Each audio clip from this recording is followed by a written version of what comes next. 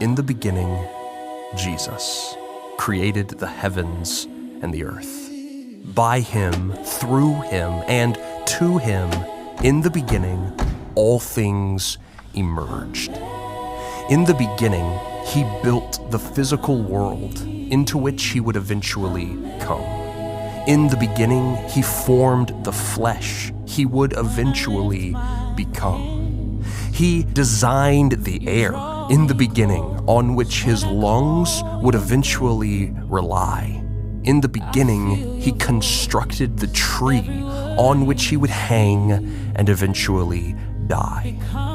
For when God spoke and the universe sprung to life, in the beginning, he made a promise to save the world by becoming Jesus the Christ.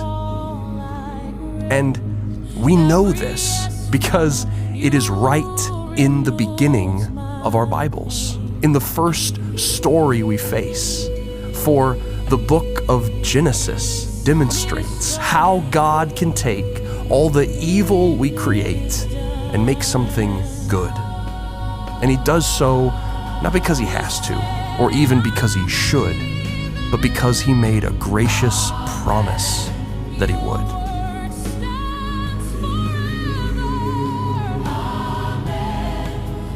In the beginning, we see the meaning of why God created the earth and everything in it. It's that we might enjoy his presence, expand his garden, and cover the world as his image. So to that end, God gave human beings the privilege of being a part of that mission. He enlisted Adam and Eve to care for the earth and to have children, to be fruitful and multiply until everyone that would come from their family line turned the whole earth into a garden temple where humans could live side by side with the divine. But for Adam and Eve, something else came to mind. Instead of enjoying God and his provision, they sought out a counterfeit.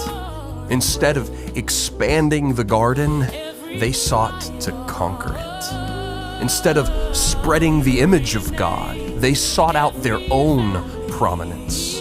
God gave them the reason for their existence, and they did the exact opposite. All they were left with was shame, where they used to be free. Guilt, where there used to be peace, and fear, where there used to be ease. So instead of being with God in his garden temple, they would be removed from him. For they sought out life apart from the one who gave them breath. They thought they were gaining something by their deeds, but all they earned was death. Death for their bodies, loss of their purpose, the end of their paradise, the destruction of their innocence. But the worst part of all of it, the punishment's deepest depth, is that they would be cut off from the author of life. That is the worst possible death. But God's plan was not altered or disrupted. His purposes were not laid to rest. Instead, he would work through the worst humans could do to show us his best. For what we see after Adam and Eve commit the first sin at the garden tree is that God makes them a guarantee that he would set humanity free from the curse of death that would divide us. From Adam and Eve's offspring, he would provide us with a new seed, a new Adam, one who was righteous, who would unmake death, remake his world, and reconcile us. Genesis demonstrates how God can take all the evil we create and make something good. And he does so not because he has to, or even because he should, but because he made a gracious promise that he would. This promise of a new seed was made to a specific people of a specific line, which Genesis goes to great lengths to trace and define. But in Eve's first seed, we do not find life, but death. We don't see a sun crushing sin, but dying under it. So even though Eve had given birth to new offspring, God's promise of his final seed would not be fulfilled yet. Instead, God would give them another son named Seth, who would be the next in line to bear the promise. But just like Adam and Eve, and just like Cain and Abel, God's promised seed would be carried by imperfect people, people who continually commit evil. Noah escaped the flood, but committed shameful acts while intoxicated. Sarah was promised a chosen child, but gave Abraham to another when her doubts were escalated. Isaac was told to bless his younger son, but tried to make it so the older was the one consecrated. Jacob was given God's blessing, but constantly tricked, lied, and manipulated.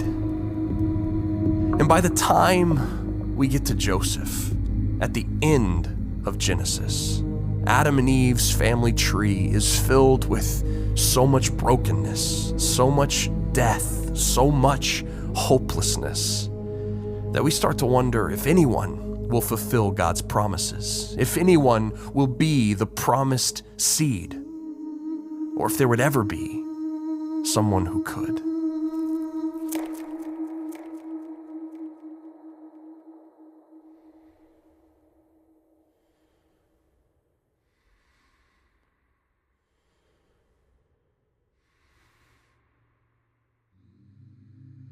But Genesis demonstrates how God can take all the evil we create and make something good. And he does so not because he has to, or even because he should, but because he made a gracious promise that he would.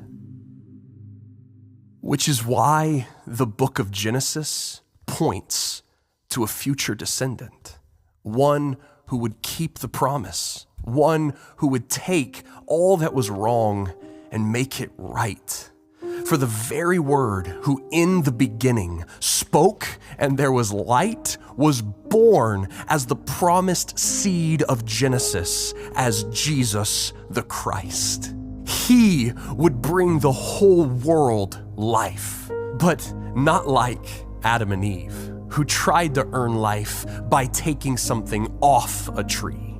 Instead, he would put his own life on one to take the death that humanity brought on. For in the beginning, when Jesus built the world, formed the flesh, and constructed the very idea of trees, he was crafting the very piece of wood on which he would suffer loss.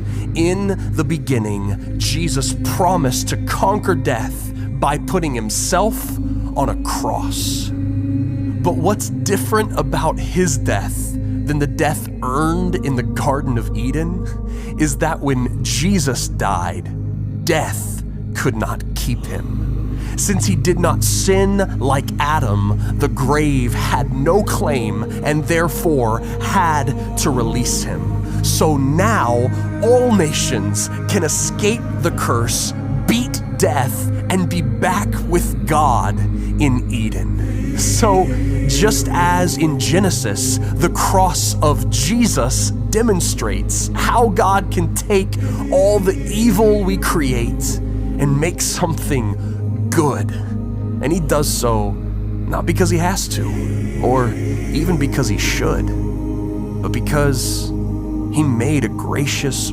promise that he would.